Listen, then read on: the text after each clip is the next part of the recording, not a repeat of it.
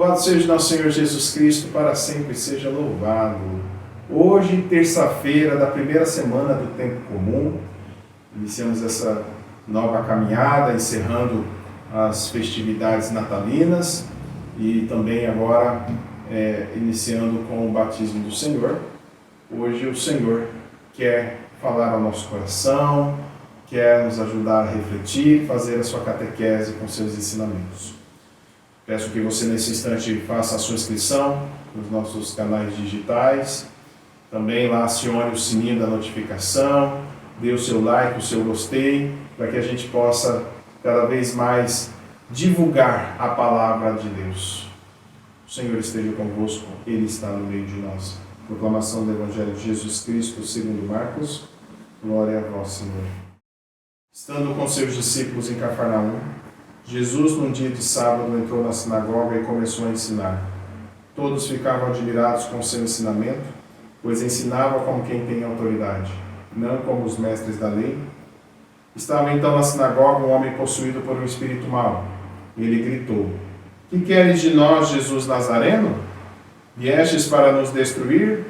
Eu sei quem tu és o Santo de Deus. Jesus o intimou: Cala-te e sai dele. Então o espírito mau sacudiu o homem com violência, deu um grande grito e saiu. E todos ficaram muito espantados e perguntavam uns aos outros: O que é isso? Um ensinamento novo dado com autoridade. Ele manda até nos espíritos maus e eles obedecem. E a fama de Jesus logo se espalhou por toda parte, em toda a região da Galileia. Palavra da salvação. Glória a vós, Senhor. A frase homilética de hoje: com a autoridade de Cristo triunfará a vitória do céu. No Evangelho de hoje nós temos Jesus na sinagoga, começa a ensinar e nos toca uma palavra: autoridade. É muito forte nos dias de hoje as pessoas terem rejeição à autoridade. Rejeição porque a autoridade está, como que eu posso dizer?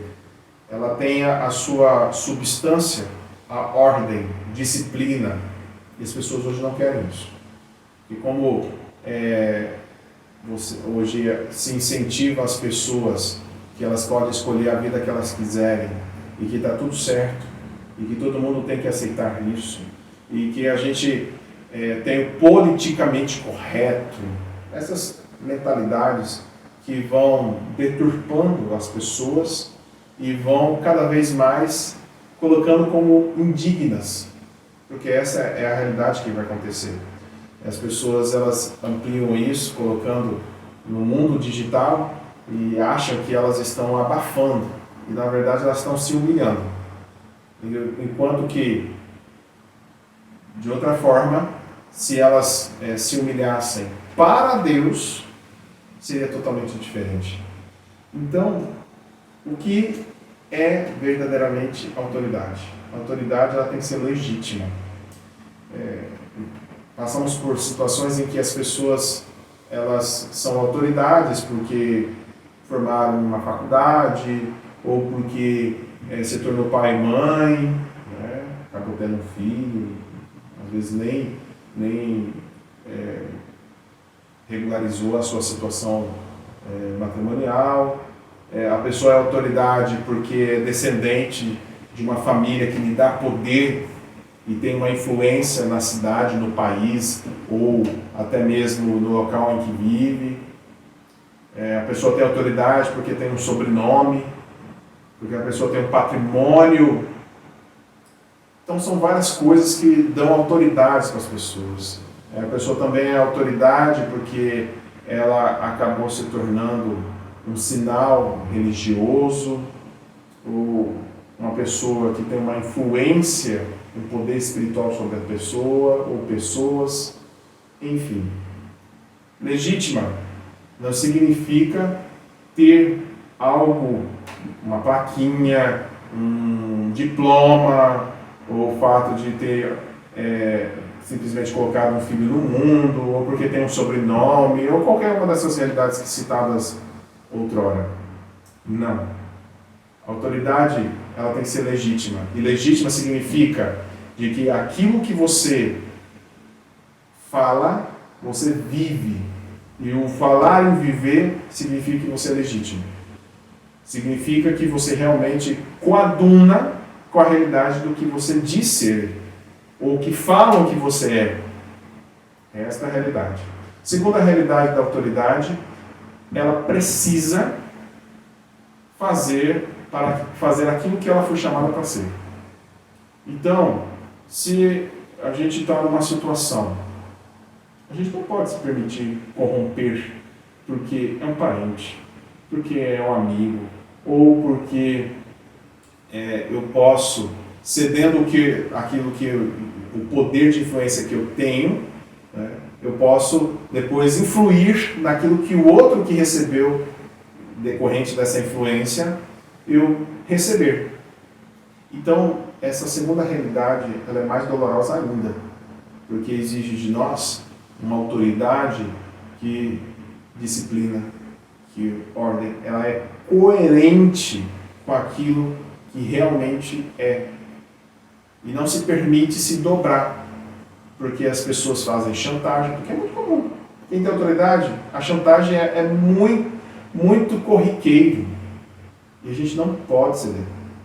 Não importa qual seja a sua autoridade, não pode ceder. Porque mais tarde vai ter um resultado que não vai ser muito bom, você vai sofrer consequências e vai fazer os outros sofrerem essas consequências.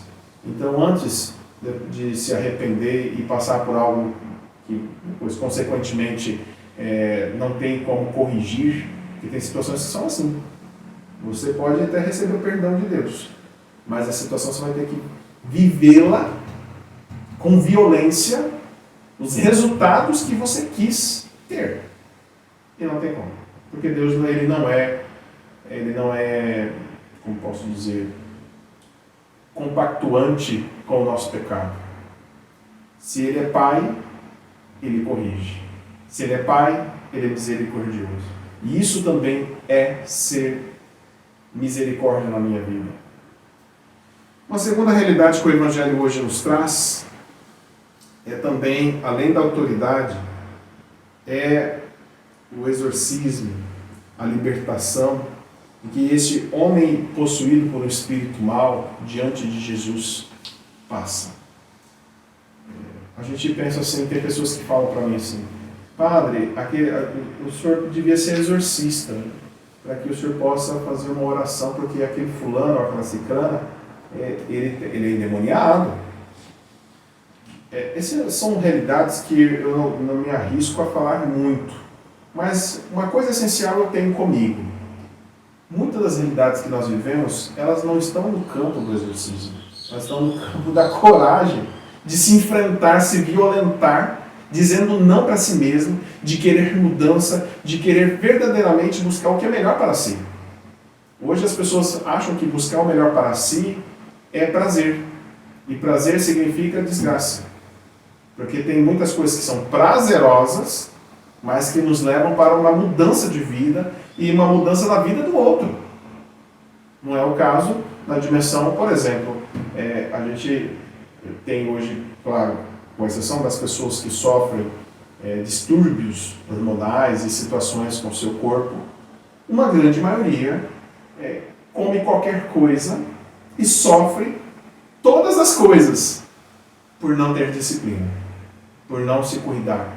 Então, muitas realidades estão na dimensão da libertação.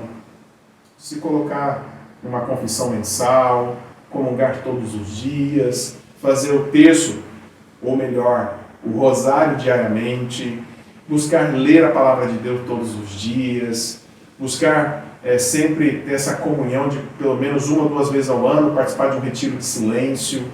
Isso é muito importante. Uma outra realidade que aqui também nos cabe é ter práticas caritativas, pode ser pequenas, de tal forma que eu dou um copo d'água para alguém, como também pode ser que eu seja vinculado a alguma obra social, seja qual ela for, para que ali eu também me doe, não é dar dinheiro simplesmente, mas é me dar também, né? Em que 1 ou 2 vezes na semana eu reservo um tempo para estar lá dependendo de qual seja a necessidade daquela obra social. Por exemplo, se é um caso, casas terapêuticas para que as pessoas sejam reabilitadas, abandonando as drogas, seja ela ilícitas como as lícitas, dando o meu tempo para cuidar talvez daquelas pessoas que estão cheias de feridas, alguns deles que estão necessitando de um dentista, quem sabe, a minha profissão é dentista, então eu vou doar uma vez por semana aquilo que eu posso oferecer, né, aquilo que eu sei fazer. Então eu mesmo, esse contato, ser humanizado com o ato e com o desejo de viver esse amor, essa misericórdia. Então tudo isso faz parte da realidade da libertação. É isso que as pessoas não entendem. As pessoas acham que simplesmente tem que um padre exorcista chegar lá e vou rezar, colocar a mão na cabeça, vou fazer aquele estardalhaço de barulho, que é isso que as pessoas esperam, e eu vou levantar dali e a minha vida vai mudar e pronto, eu não preciso fazer esforço nenhum. A vida não é assim. Então, quando Jesus diz em oração, e o espírito mau sacode o homem com violência, dá um grande grito, sai, todo mundo ali fica espantado, aquela situação é uma prova de que Deus tem misericórdia de cada um de nós. E a forma que Deus tem de misericórdia de nós é todos os dias a gente se ofertar a Ele, se colocar diante dEle, o presente da presença dEle. Então não tenha medo. Com a autoridade de Cristo, triunfará a vitória do céu. Louvado seja nosso Senhor Jesus Cristo, para sempre seja louvado. Oração a São João Batista. São João Batista, voz que clama no deserto, endireitai os caminhos do Senhor. Fazei penitência, porque no meio de vós está quem vós não conheceis, e do qual eu não sou digno de desatar os cordões das sandálias. Ajudai-me a fazer penitência das minhas faltas, para que eu me torne digno do perdão daquele que vós anunciastes com estas palavras. Eis o Cordeiro de Deus, eis aquele que tira o pecado do mundo. São João, pregador da penitência, rogai por nós. São João, precursor do Messias, rogai por nós. São João, alegria do povo, rogai por nós.